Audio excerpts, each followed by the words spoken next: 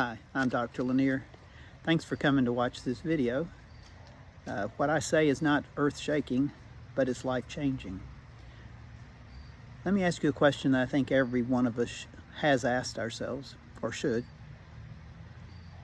If you were 100% guaranteed that you could make one change in the way that you live, in the way you wake up, the way you treat people, the way that you make decisions, you are guaranteed 100% to effectively change one thing, what difference would that make next year? What difference would it make 3 months from now? What if you don't make that change? What difference will that make a year from now, 3 months from now? What kind of changes am I talking about? And it's easy to say broad strokes, isn't it? And I'm still going to have a broad stroke because I don't know you.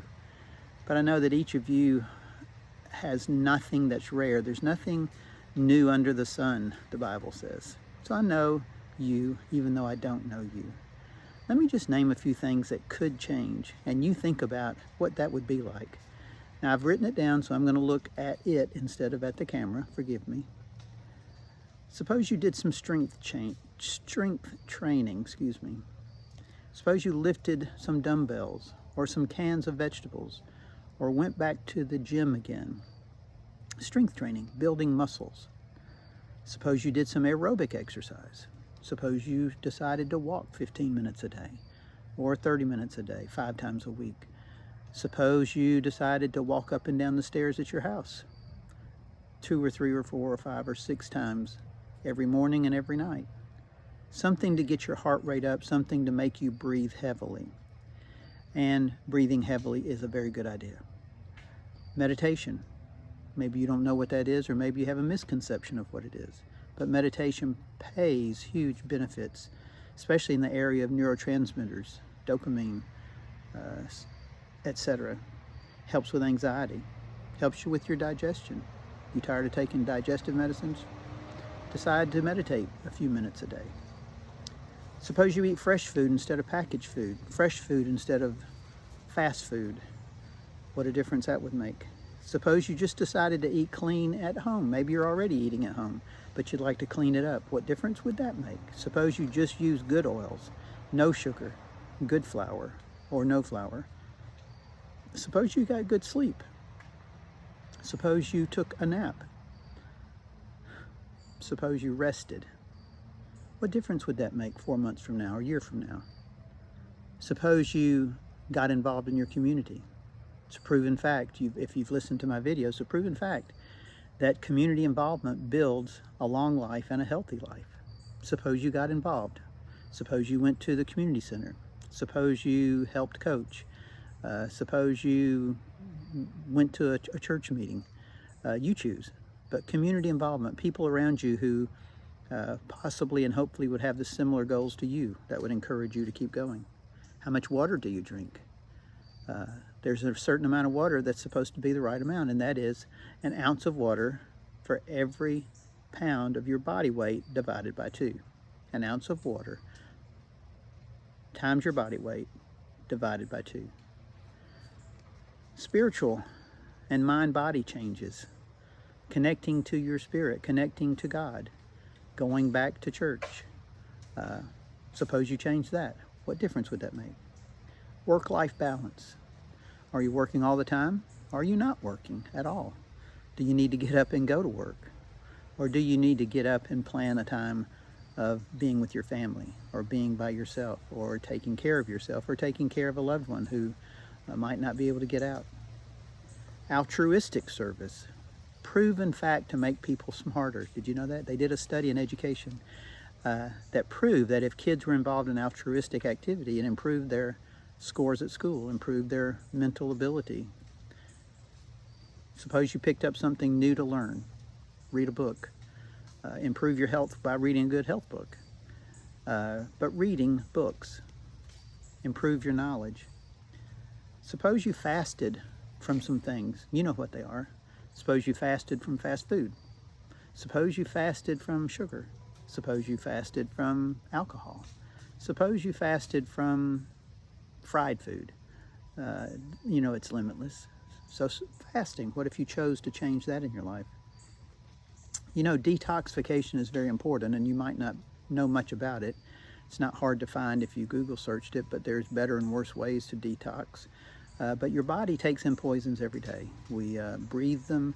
We get them on our skin through chemicals, through soaps, deodorants, makeup. Toxins do cause problems for our liver, because our liver is the primary detox agent in our bodies. And are we detoxing? Well, there's only 3 ways to get it out of you. That is, making sure your liver and your detoxing organs work, making sure you pee, poop, or sweat, and suppose you changed that. Suppose you adopted that practice. Suppose you took a few supplements. There's supplements that help support your body when your body's weak. And trust me, I know if you're listening to this video, it's because you're curious about how to be healthier. And so supplements are good, but which ones do you take? So in my practice of functional medicine, I personalize all of this for you. Maybe you don't need to change 15 things. Maybe you need to change 5 things. Maybe you need to change 12. Maybe you need to change 2. Only you know that, but I could help you find that out in my functional medicine practice. But suppose you were guaranteed to pick one of those things and you actually changed it and stuck with it for 4 months, 6 months, 12 months. What would that be like? We've talked about that before. Now, if we stuck with things such as that, I've said before, and it's the gospel truth, inflammation is a killer. If you went to your rheumatologist, and there's plenty of you that have, one of the main reasons I got involved in functional medicine is because my wife has had autoimmune diseases, more than one, and had a hardest time getting her health back. She was the determining factor. By the way, you are always the determining factor in getting your health back. But involved in rheumatological diseases, which I don't really care what you call it, and if you've ever studied rheumatology, most of the diseases in rheumatology are gray. My wife and I have traveled to some of the smartest rheumatologists trying to look for clues and answers, and they would agree with me and some of the most brilliant minds in rheumatology that they operate in gray. There are categories of diseases, and if you don't fit those categories, there's no treatment from their world. There's symptom relief. Now, inflammation is the culprit in rheumatology and autoimmune diseases. It's also the culprit in cardiovascular disease. It's the culprit in pain. I'm a chiropractor. It's the culprit in your brain. Neuroinflammatory problems happen in your brain. It causes neurodegenerative diseases. So inflammation, there's 3 types, and if you include white blood cells, 4 types of inflammation. Let me just educate you a minute about those.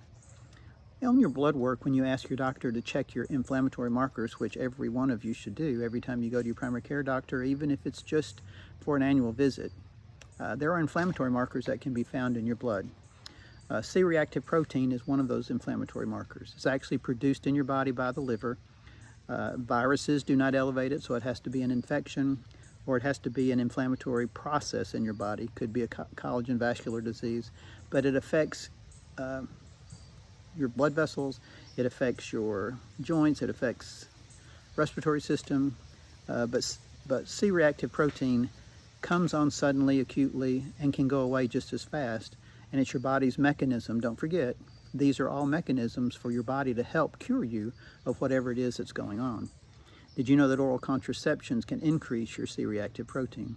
So there's iatrogenic reasons to have inflammation. The doctor treats us for something, they're doing the best job they can, but it creates a reaction in our body. C-reactive protein can be elevated because of that. ESR. ESR is a count in your blood work where they count red blood cells that have fallen out.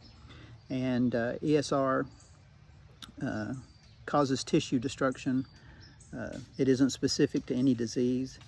It's very useful in long-term diseases. If you have a chronic disease, your body uses that erythrocyte sedimentation rate to decide how far advanced or how much struggling your body is doing or how effective it's doing. If it comes down, then your body's done a good job. ESR is not affected by anxiety. Interesting enough, research paper says that ESR is very affected by depression and suicide. So inflammation, it is a killer. Homocysteine.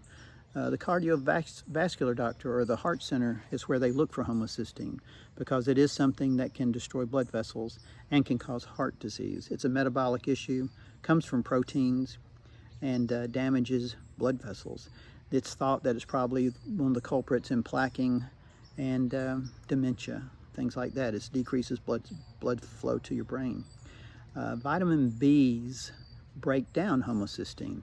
And if you have an MTHR defect and your B vitamins are not being processed like they should be, then you could very well have elevated homocysteine that's easily helped by a simple supplement of B vitamins. The last but not least is monocytes, white blood cells. When monocytes are elevated for a long time, it's reflective of long-term inflammation because monocytes are second line of defenses. It's almost like the healing phase of infection. And if it's around for a long enough time, it's indication that you have been inflamed for a very long time. Chronic immune type stress. And so those 4 types of inflammatory markers can be found anytime you want to know about them from your primary care doctor, and to help you make sure that you're doing all you can to improve your health and to make choices that might help you.